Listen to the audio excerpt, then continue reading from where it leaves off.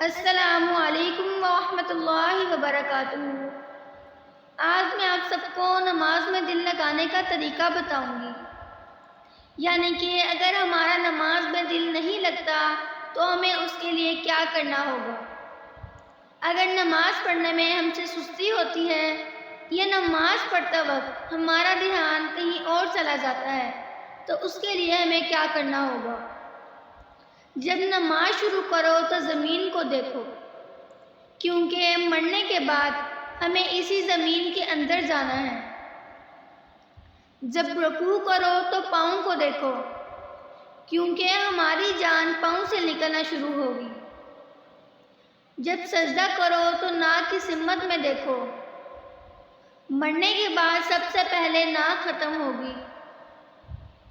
اور جب تشہد کی حالت میں بیٹھ جاؤ تو نظریں جھولی میں ہونی چاہیے۔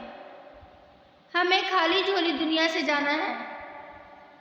یہ سب کو بتاؤ، کیا پتہ آپ کی وجہ سے کسی کی نماز درست ہو جائے۔